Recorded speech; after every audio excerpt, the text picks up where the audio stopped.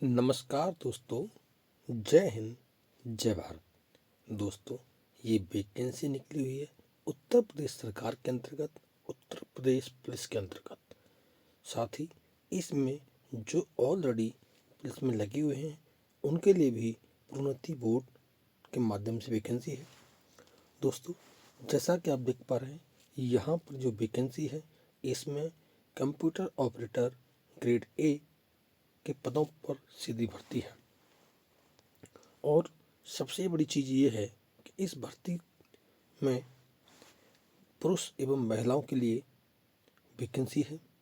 इस वीडियो के माध्यम से मैं पूरी आपको जानकारी दूंगा, कितने पद हैं, कितनी सैलरी रहेगी, इसकी अंतर्विधि क्या है, क्या इसके लिए योग्यता है, साथ ही किस किस कैटेगरी के लिए कितने पद रिक्त हैं।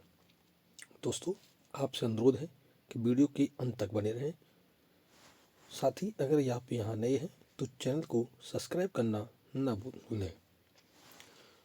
उत्तर प्रदेश पुलिस के अंतर्गत ये वैकेंसी है जिसमें सैलरी आपकी 5,200 से 20,200 वाले ग्रेड के हिसाब से रहेगा, यानी 24 रुपये ग्रेड पे रहेगा। टोटल अगर सैलरी की बात करें तो 25,500 से 81,100 रुपये तक आपकी सैलरी बन जाएगी। दोस्तों, इसमें जनरल के लिए 381 और ईडब्ल्यूएस के लिए 91, अन्य पेशा वर्ग के लिए 249 और अनुसूचित जाति के लिए 193, अनुसूचित जनजाति के लिए 16 वैकेंसी रिक्त हैं। टोटल 930 वैकेंसी हैं। कंप्यूटर ऑपरेटर ग्रेड ए के पद पर पुरुष एवं महिला कोई भी भर सकते हैं। परीक्षा के पूर्व किसी भी समय रिक्तियों की संख्या जो हमेशा ऊपर नीचे होती है हो सकती है। आवेदन करने के लिए आप 7/1/2024 से लेकर के 28/1/2024 तक आवेदन कर सकते हैं और 30 तक अपना शुल्क जमा कर सकते हैं। आवेदन शुल्क 400 रुपये रहेगा। इसके लिए भारत का नागरिक होना चाहिए, तिब्बत शरणार्थी भी हो, वो सभी अप्लाई कर सकते हैं। शैक्षिक जो योग्यता मांगी गई है वो इंटरमीडिएट परीक्षा भौतिक शास्त्र और गणित विषयों के साथ उत्तीर्ण होना चाहिए।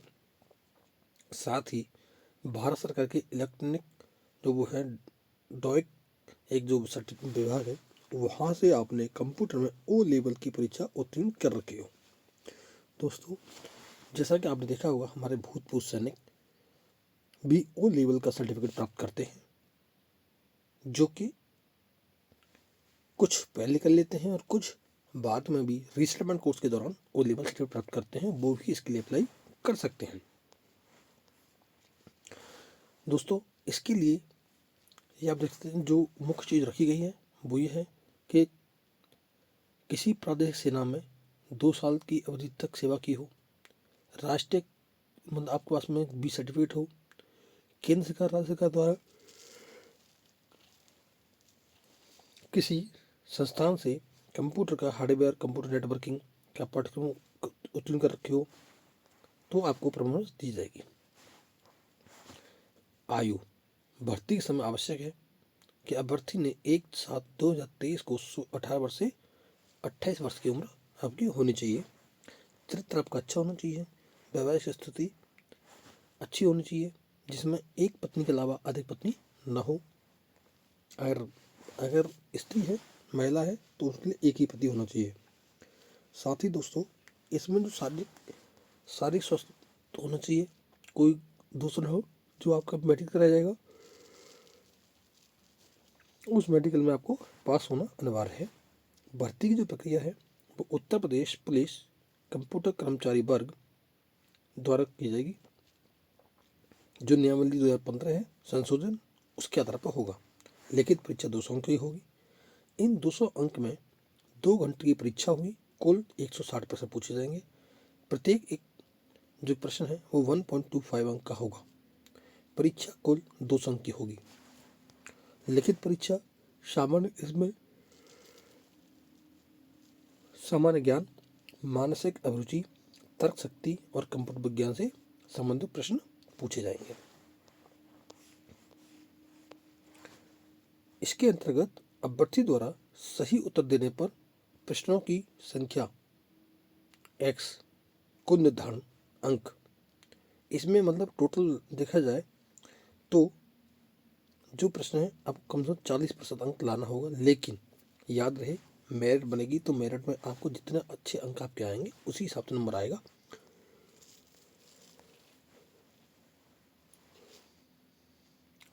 चयन पर एवं अंतिम जो योग्यता है वो बोर्ड के आधार पर होगी, यानी जो सबसे ज़्यादा मार्क लेके आएंगे पहले उन्हें प्रायोरिटी दी जाएगी।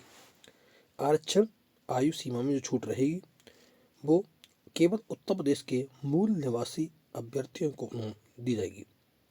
उत्तर प्रदेश लोक सेवा अनुसूचित जातियों, अनुसूचित जनजातियों, पिछड़े वर्ग के लिए आरक्षण रहेगा। साथ ही ये आप देख सकते हो शारीरिक विकलांग, स्वतंत्रता संग्राम सेनानियों, आश्रित एवं भूतपूर्व सैनिकों के लिए आरक्षण इसमें दिया जाएगा। अधिनियम 1993 के संबंध में भर्ती के समय प्रदत्त सरकार द्वारा लिया जाएगा, यानी हमारे जो भूतपूर्व सैनिक हैं वो इसमें अप्लाई कर सकते हैं। और साथ ही एक चीज़ आप देख सकते हो उत्तर प्रदेश के मूल निवासी अभ्यर्थियों के लिए आर्थिक रूप से कमजोर वर्ग के 10% आरक्षण है, यानी किसके लिए? ईडब्ल्यूएस के लिए। साथ ही इसके लिए आर्थिक रूप से कमजोर के 10% हो गया, और इसके अनुसार इसके अलावा जिनकी सैलरी आवेदन करने से पूर्व वर्ष की आय 8 लाख रुपये से कम है और जो आर्थिक रूप से कमजोर हैं उनके लिए 10% आरक्षण उत्तर प्रदेश सरकार द्वारा दिया गया है। महिलाओं के लिए जो आरक्षण है वो ऑलरेडी जो गवर्नमेंट का आदेश है उस अनुसार दिया गया है।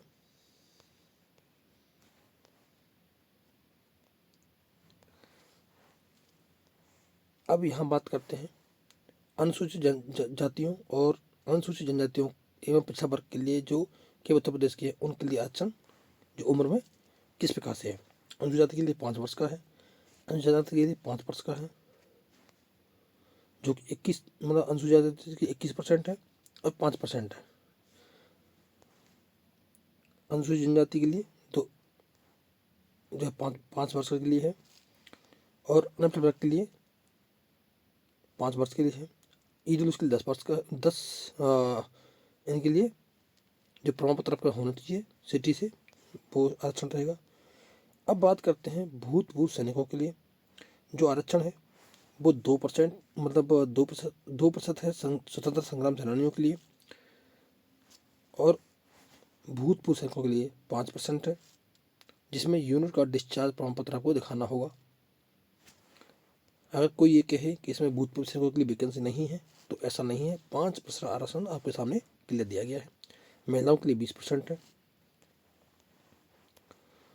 तो दोस्तों भूतपूर्व सैनिकों की अब बात आती है, कई हमारे भाइयों का क्वेश्चन आता है कि भाई हमारे भूतपूर्व सैनिक हैं उनकी उम्र कम तो नहीं है, उनके लिए कैसे मतलब जो एज काउंट होगी। तो उसके लिए मैं बताना चाहूँगा, ये देखिए आप देख सकते हो भूतपूर्व सैनिकों की आयु सेना में की गई सेवा की अवधि को उनकी वास्तविक आयु से घटाने पर निर्धारित आयु सीमा से 3 वर्ष से अधिक नहीं होनी चाहिए। यानी कि अगर आप 40 साल में सेना से सेवानिवृत्त होते हैं और आपने 20 साल सेना में आपने आयु सेना में जॉब की है तो आपकी आयु 20 वर्ष बचती है। जबकि इस पुलिस के अंदर जो वैकेंसी मांगी गई है उसमें जनरल कैटेगरी के लिए भी 28 वर्ष मांगी गई है, यानी 8 साल तो आपके पास वो हो गई, साथ में 3 साल वो, तो टोटल कितना हो गया 10 साल मतलब 11 साल। तो आप सेवा से निवृत्त होने के बाद भी 11 साल तक अप्लाई कर सकते हैं। उसके बाद ये आप देख सकते हो स्वतंत्र संग्राम सेनानी जो आश्रित हैं उनसे क्या तात्पर्य है।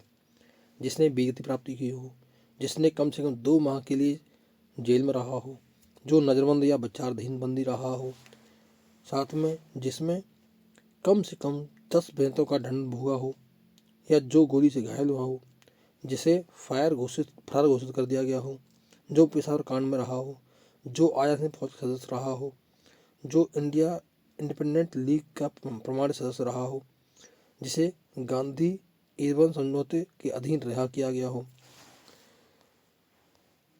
वो मतलब स्वतंत्रता संग्राम में माने जाएंगे। और भूतपूर्व सैनिक का तात्पर्य यह है जिसने भारतीय थल सेना, नौसेना और जल सेना या मतलब नौसेना या वायुसेना में कोई भी काम किया हो,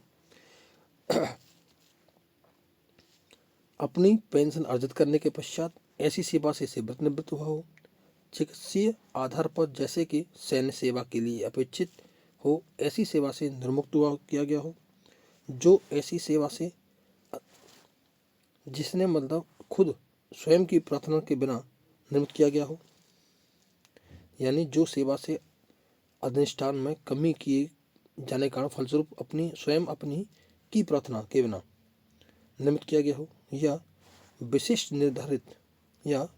निर्धारित अवधि पूर्ण करने के पश्चात ऐसी सेवा से निवृत्त किया गया हो,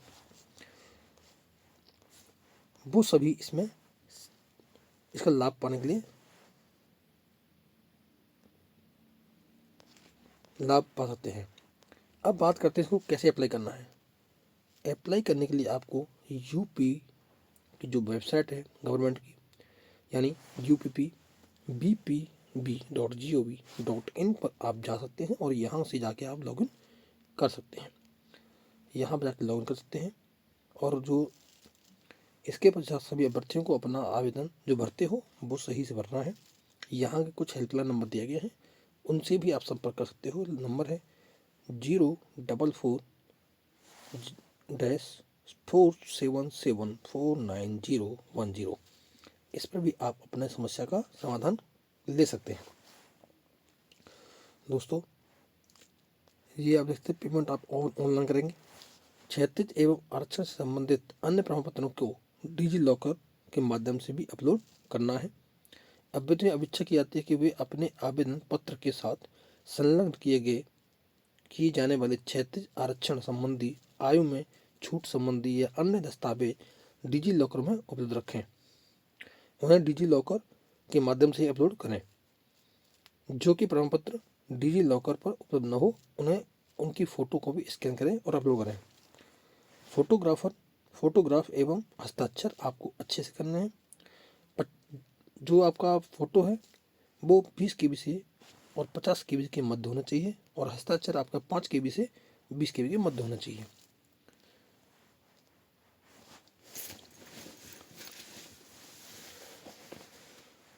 ऑनलाइन जो आवेदन करना है उसको अपना जो डिटेल्स है वो सही से भरें, उसमें कोई किसी प्रकार की दिक्कत ना होनी चाहिए ताकि आपका कोई फॉर्म में रिजेक्ट ना हो सके। दोस्तों, बोर्ड जो भी है अभ्यर्थी की पात्रता के लिए बोर्ड का निर्णय जो है अंतिम होगा। अब ये देख सकते हैं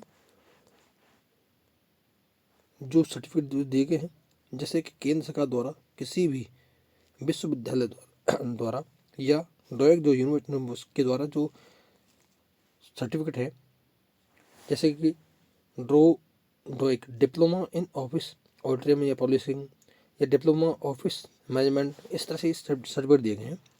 अगर इनमें से कोई भी सर्टिफिकेट आपके पास है तो भी आप अप्लाई कर सकते हैं। दोस्तों, ये आप देख सकते हैं इनका डिटेल्स यह पूरा दिया गया है। अब बात करते हैं लिखित परीक्षा का जो पाठ्यक्रम होगा वो क्या होगा, क्योंकि सबसे अहम पाठ्यक्रम है। सर्टिफिकेट तो आपने ऑलरेडी आपने ले रखा है तभी आप अप्लाई करेंगे, और सबसे अहम पाठ्यक्रम है जो कि सामान्य ज्ञान यानी जनरल नॉलेज में सामान्य विज्ञान, भारत का इतिहास, भारतीय संविधान, नागरिक अर्थव्यवस्था, संस्कृत, भारतीय कृषि, वाणिज्य एवं व्यापार, जनसंख्या, पर्यावरण, नगरीकरण, भारत का भूगोल, विश्व भूगोल और प्राकृतिक संसाधन, उत्तर प्रदेश की शिक्षा, संस्कृति, सामाजिक प्रथाओं से संबंधित, इस प्रकार से ये जो पड़ोसी देश के बीच संबंध, ये सारी चीज़ें इसमें आएंगी। साइबर क्राइम, वस्तु एवं व्यापार कर, जो कि आप पढ़ते आए हैं मानसिक अभिरुचि में, जैसे लॉजिकल हो गया, आर्य हो गया।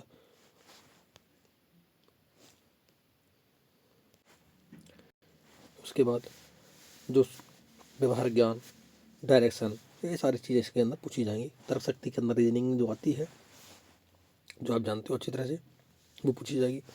और इसके अलावा कंप्यूटर में कंप्यूटर इंट्रोडक्शन, इसकी history, database management, file management, ये सारी चीज़ें इसमें पूछी जाएगी। तो इनकी आपको तैयारी करनी है। तो दोस्तों ये थी इस वैकेंसी संबंधी जानकारी। ऐसी ही वैकेंसी यहाँ पर आती रहती है। आपसे अनुरोध है कि वीडियो को दोस्तों को शेयर करना ना भूलें। थैंक यू दोस्तों। जय हिंद, जय भारत।